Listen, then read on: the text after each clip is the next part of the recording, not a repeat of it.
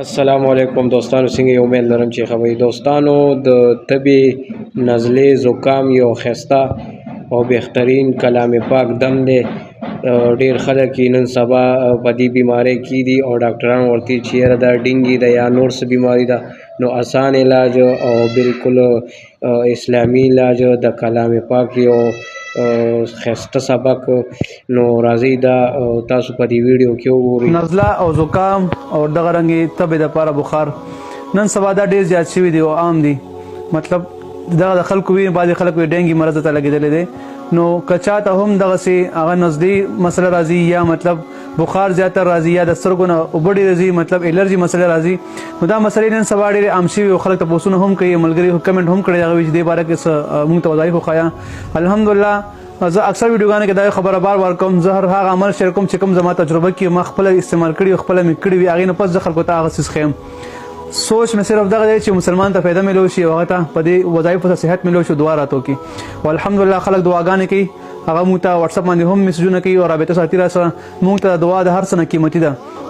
خو که چا هم زکام وي یا مطلب هغه سر باندې درد راځي ورسره زکام د وجې نه، یا مطلب سترګو نه اوښکې ډېرې ځي او داسې هم چې دې سره بعض ټایم تبه ډېره زیاته راځي، هر ټایم دې په تبه کې پروت وي، کله ملیریا شي، کله ټایفاید شي، کله یو تبه کله بله تبه، او دې ته صحت نه میلاویږي. کله کله داسې هم کېږي چې د الرجي د وجې سینه خرابوي، د بعضې خلکو سینې الرجي وي، هغه هم ریشه یا ټایم پې او ټیک کېږي نه. نو دې دپاره دوه عملونه کول دي. دوه اولنی نمبر دا دی شهد چې کوم دی، موږ د شات وایو، خو شهد چې کوم دی، شهد او تور مالګه لاهوري نمک ورته وایي، دا دوه څیزونه دی باندې دا دمول دي. که د چا سینه څه قسم سینه خرابوي او سینه بالکل ټیک کېږي نه، نو هغه خلک ته دا عمل ضرور وکړي. او د یخنۍ موسم نه دی وخت ماشومان هم ډېر ټوخېږي، بعضې عمر رسیده بوډاګان خلک چې کوم وي هغې هم ټوخېږي ډېر زیات او سینه هر ټایم خراب، بلغم پې هر ټایم په سینه پروت وي. دا وظیفه صرف د هغه خلکو دپاره ده. تاسو یو ځل وکړئ او انشاءالله دعا به ستاسو زړه په خپله کوي. تاسو به نه کوئ، ستاسو زړه به دعا راته کوي انشاءالله.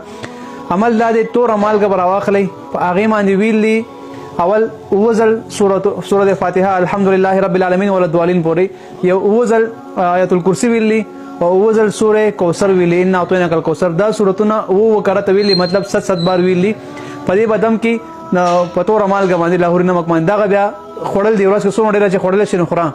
بل ترتیب دا سوره کوثر وایا یو شپېره یا یو مرتبه دا وایا په سینه باندې لاس ایږده او دا ووایه په سینه باندې چوف کړه، انشاءالله یې به ستا سینه باندې څه قسم بلغم وي، څه قسم ریشه وي، دا به ختمېږي.